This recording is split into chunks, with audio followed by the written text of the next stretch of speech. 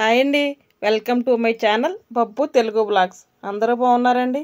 అందరూ బాగుండాలి, అందులో నేను ఉండాలని కోరుకుంటూ ఈ కొత్త బ్లాగ్ అయితే మొదలు పెట్టేశాను. ఈరోజు చికెన్ పచ్చడి ఎలా చేయాలో ఈజీగా చెప్తానండి మీకు. దీనికి కావాల్సిన పదార్థాలు ఏంటంటే చికెను, కారం, కొద్దిగా చింతపండు పేస్టు, ఆయిల్, సాల్ట్, అలాగే మసాలా పేస్ట్ అండి. ఈ మసాలా పేస్టు జీలకర్ర, ధనియాలు, గసగసాలు, చెక్క, లవంగ, అల్లం, వెల్లుల్లి మొత్తం అన్నీ వేసి పేస్ట్ చేసిందండి. ఇంకా అల్లం వెల్లుల్లి పేస్ట్ అయితే విడిగా వేయాల్సిన పని లేదు, ఇవన్నీ కలిపి చేసిన మసాలా అండి.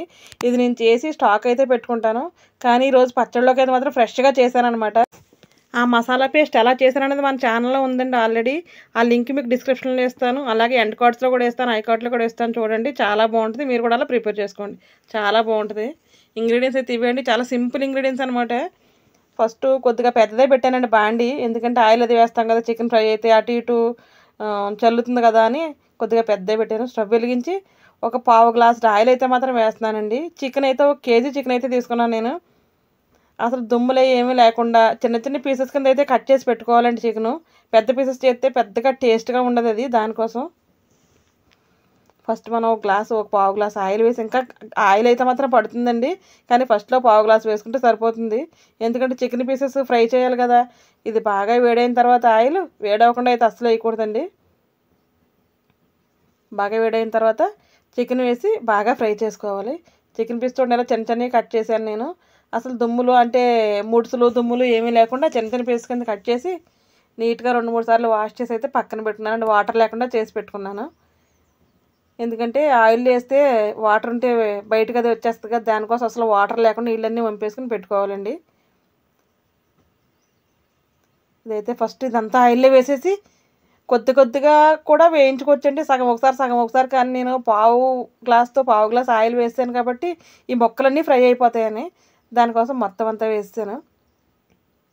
మనం నీట్గా ఫ్రై చేసేసుకోవాలి. అసలు చికెన్ పచ్చడి చాలామంది ఒక రకంగా పెడుతున్నారండి, ఎందుకంటే చికెను ఇది అంతా ఉడకబెట్టేస్తున్నారు కదా, ఉడకబెట్టిన తర్వాత ఫ్రై చేస్తున్నారు. అలా చేసిన దానికి దీనికి టేస్ట్ అయితే చాలా డిఫరెంట్ వస్తుందండి. ఎందుకంటే ఫస్ట్ నుంచి ఆయిల్లో ఫ్రై చేసుకున్న చికెను ఎక్కువ రోజులు నిలవైతే బాగా ఉంటుంది, టేస్ట్ కూడా చాలా బాగుంటుందండి. బాగా ఫ్రై చేసి ఆయిల్లో వేస్తాం కదా, వాటర్ అంతా బయటకు వచ్చేస్తుందండి. అది వాటర్ అని మనం అనుకోకూడదు, ఎందుకంటే అది చికెన్ స్టాక్ అనమాట. అసలు దా జ్యూస్ వల్లే చికెన్ పచ్చడి అంతా చాలా టేస్ట్గా ఉంటుంది. మూత అయితే పెట్టకూడదండి, మూత పెడితే ఇంకా నీరు ఎక్కువ వచ్చేస్తుంది కదా. పచ్చడి ఏది చేసినా సరే, మనం ఎటువంటి పచ్చళ్ళు వేసినా మూతలు అయితే అసలు పెట్టకూడదండి. మొత్తం అంతా అయిపోయిన తర్వాత చల్లగా అయిన తర్వాత అయితే పెట్టుకోవాలి. ఇప్పుడు మనం దీంట్లో 1 స్పూను పసుపు అయితే వేసుకుందాం. పసుపు వేసి బాగా కలిపేసి దగ్గర ఇది వేగడానికే టైం పడుతుంది. ఇది వేగితే చికెన్ పచ్చడి పెట్టడం అయిపోయినట్టే. ఇది ఫ్రై అవ్వడానికి ఒకటే కొద్దిగా టైం అయితే పడుతుంది. బాగా పసుపు ముక్కలన్నిటికీ అంటుకునేలాగా మొత్తం బాగా కలిపేసి గరిటెతో కాసేపు అలా ఉంచేస్తే మనం దగ్గర లేకపోతే వాటర్ అంతా బయటకు వచ్చేస్తుందండి. ఒక 10 నిమిషాలు మనం ఏదో పని కూడా చేసుకోవచ్చు, ఎందుకంటే అది అడుగంటడం అంటూ జరగదండి అంత త్వరగా. ఎందుకంటే వాటర్ అయితే రిలీజ్ అవుతుంది కదా, దానికోసం తొందరగా అయితే అడుగంటదు. పెట్టాక ఒక 5 నిమిషాలకి అయితే మాత్రం ఇలా ఉందండి. మనం అప్పుడప్పుడు మధ్య మధ్యలో కలుపుకుంటూ ఉండాలి. ఫ్రై చేసుకోవడం ఒకటే బాగా చేసుకోవాలి, మిగిలిన పచ్చడి అంతా చాలా ఈజీ ప్రాసెస్ అనమాట. కాసేపు అలా ఉంచేస్తే అదే ఫ్రై అయిపోతూ ఉంటుందండి. ఇప్పుడే ఫ్రై అవ్వడం మొదలుపెట్టింది చూసారా. ఫ్రై చేసినప్పుడు మరీ అంత ఎర్రగా చేసేసుకోకూడదండి. ఎర్రగా చేసుకుంటే ఏమవుతుందంటే తర్వాత మనం తినేటప్పుడు చికెన్ తిన్న ఫీల్ అయితే మిస్ అవుతాము. చూసారా, ఆయిల్ అంతా బయటకు వచ్చి ఎలాగా మొత్తం అంతా వాటర్లా కనిపిస్తుంది కదా. సారీ, ఆయిల్ అంటానండి, వాటర్ అంతా బయటకు వచ్చి వాటర్లా కనిపిస్తుంది కదా. ఆ వాటర్ అంతా మొత్తం ఇంకిపోవాలండి. ఆయిల్ ఒకటి మళ్ళీ తేరాలన్నమాట. అప్పటి వరకు ఫ్రై చేసుకోవాలి మనం దీన్ని. ఆ వాటర్ అయితే బయటకు అసలు తీయకూడదు, అందుకే దానివల్లే టేస్ట్ అయితే బాగుంటుంది. ఎర్రగా వేపుకుంటే మాత్రం చికెన్ తిన్న ఫీలింగ్ అయితే పోతుందన్నాను కదండి. అంత ఎర్రగా వేపుకుంటే గట్టిగా అయిపోయి చిన్నపిల్లలు అది తినలేరు అనమాట. దానికోసం కొద్దిగా మెత్తగా వేపుకోవడం బెటరు. ఎందుకంటే మనకు ఆల్రెడీ ఫ్రిడ్జ్ లేని వాళ్ళు ఎవరు ఉండట్లేదు కదా, ఫ్రిడ్జ్లో స్టోర్ చేసి పెట్టుకోవచ్చండి, నిల్వ కూడా ఉంటుంది. ఫ్రిడ్జ్ లేని వాళ్ళు స్కూలు హాస్టల్స్లో అది ఉండి పిల్లలకైతే మాత్రం చికెన్ పచ్చడి పెట్టి పంపితే పచ్చడి అంతా అయిపోయిన తర్వాత 1 స్పూను వెనిగర్ వేసి కలిపి పెట్టేస్తే అండి అసలు పాడవనంటే పాడవదనమాట. చికెన్ బూజు రావడం, పచ్చడి పాడవడం అదైతే జరగదు. నేను మా పిల్లలు హాస్టల్‌లో ఉన్నప్పుడు అలాగే చేసేదాన్ని, అలాగే పంపేదాన్ని. కానీ ఇంట్లో ఉన్నవాడికి అదే అయితే మనకి వెనిగర్‌తో అసలు పని లేదండి. ఎందుకంటే ఫ్రిడ్జ్ ఉంటుంది కదా, ఫ్రిడ్జ్‌లోనే పెట్టుకుంటాం చికెన్ పచ్చడి. బయటైతే ఎవరు పెట్టుకోరండి. పెట్టుకుంటే మాత్రం అంతగా ఎక్కువ రోజులు నిల్వ అయితే ఉండదు. ఒక వారం, 10 రోజులైతే ఉంటుంది కానీ తర్వాత అయితే ఉండదు. ఎక్కువగా ఉంటే మాత్రం ఫ్రిడ్జ్‌లో అయితే పెట్టుకోవాలండి. నేనైతే ఇలా ఫ్రై చేసి చేస్తున్నాను. ఇంకా ఎర్రగా ఫ్రై చేస్తే మా అమ్మాయికైతే అంత ఎర్రగా ఫ్రై చేస్తే పెద్ద ఇష్టం ఉండదు. దానికోసం ఇలా అయితే ఫ్రై చేశాను. ఇలా సరిపోతుందండి. ఎందుకంటే ఇది కాసేపటికి ఇంకా చిన్న ముక్కలు అయిపోతాయి. తర్వాత మనం మళ్ళీ లాస్ట్‌లో కొద్దిగా ఫ్రై చేస్తాం కదా, అప్పుడు అది సరిపోతుందనమాట. మొత్తం అంతా మనం ఈ బౌల్లోకి అయితే మాత్రం తీసుకోవాలండి. ఒక ప్లేట్లోకి కానీ బౌల్లోకి కానీ నీట్గా ఈ ముక్కలను తీసుకుని ఆయిల్ ఉంది కదా, ఆయిల్ని అలా ఉంచాలి. కొద్ది కొద్దిగా తీసేస్తున్నాను అనమాట నేను. ఇదంతా ఈ కొలతలంటే పక్కా కొలతలతో చెప్తున్నానండి. స్కిప్ చేయకుండా చూడండి. స్కిప్ చేస్తే మీకు కొలతలని మిస్ అవుతాయి. ఎందుకంటే ఇది కేజీ చికెన్ కొలతలండి ఇది. నీట్గా మొత్తం అన్ని తీసేసుకుని ఈ ఆయిల్ అయితే సరిపోదండి, ఇంకా కొంచెం ఆయిల్ అయితే వేయాలి. ఈ చికెన్ పచ్చడిలో ఒక టెక్నిక్ చెప్తాను మీకు.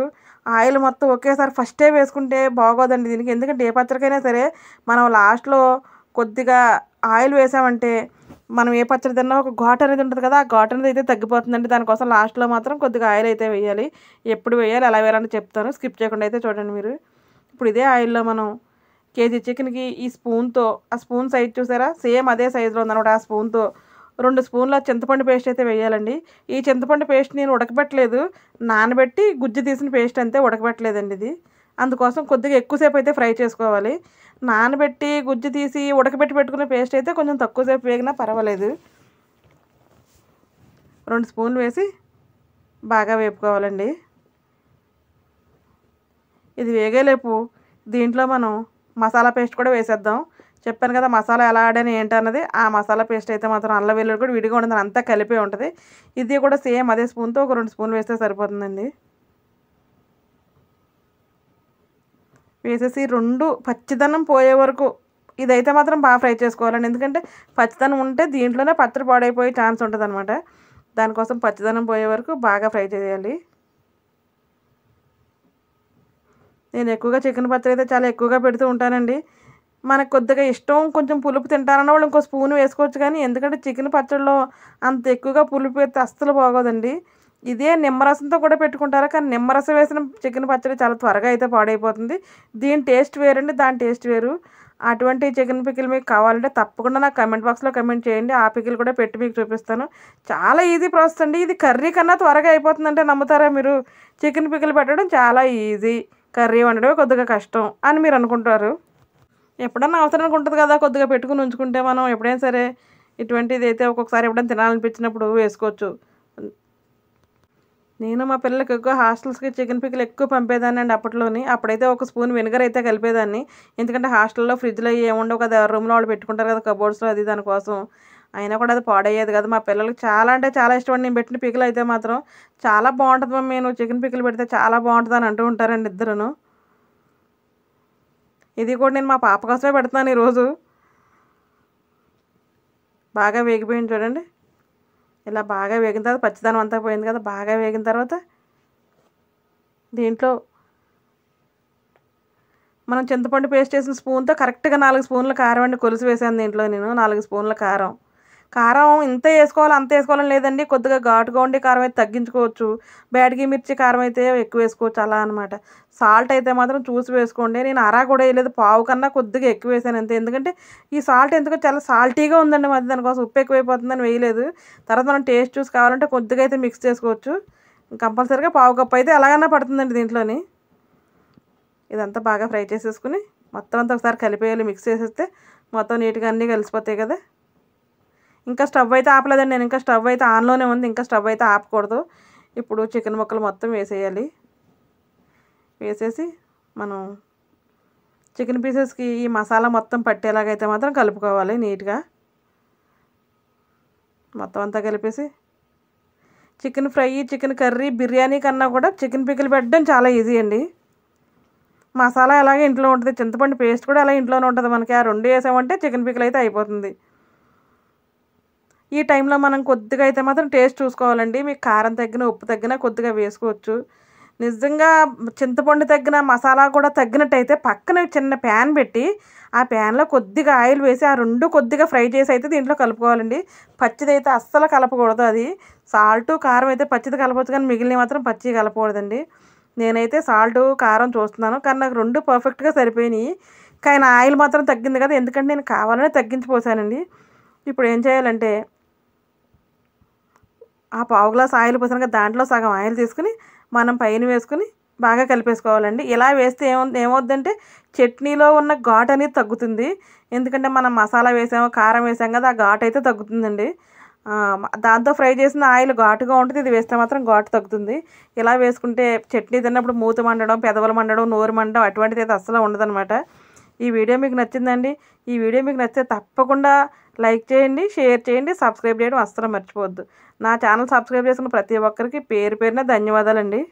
ఇటువంటి పికిల్స్ ఏవి కావాలో మీరు కమెంట్ బాక్స్లో కమెంట్ పెట్టండి, తప్పకుండా మీకు పెడతాను. మీరు పెట్టిన ప్రతి కామెంట్ నేనైతే రిప్లై ఇస్తానండి. మన ఛానల్లో ఆల్రెడీ ఆవకాయ, మాగాయ, కూర మాగాయ పచ్చళ్ళు కూడా ఉన్నాయండి. అవి కూడా ఒక్కసారి చూడండి, ఛానల్ విజిట్ చేసి. చాలా మంచి మంచి వీడియోస్ అయితే ఉన్నాయండి. మీరు లైక్ చేయడం అయితే అస్సలు మర్చిపోద్దు. మీరు చేసిన లైక్ వల్ల నాకు చాలా బూస్టింగ్గా ఉంటుంది, చాలా మోటివేషనల్గా ఉండి ఇంకా మంచి మంచి వీడియోలు చాలా చేయాలని అయితే నాకు అనిపిస్తుందండి. ఈ రోజుకి ఇదేనండి వీడియో. ఇంతటితో ఈ వీడియో ముగించేస్తున్నాను. మరొక మంచి వీడియోతో మళ్ళీ కలుద్దాం. అప్పటి వరకు సర్వేజన సుఖనో భవంతు. ఓకే, బాయ్ అండి, ఉంటాను.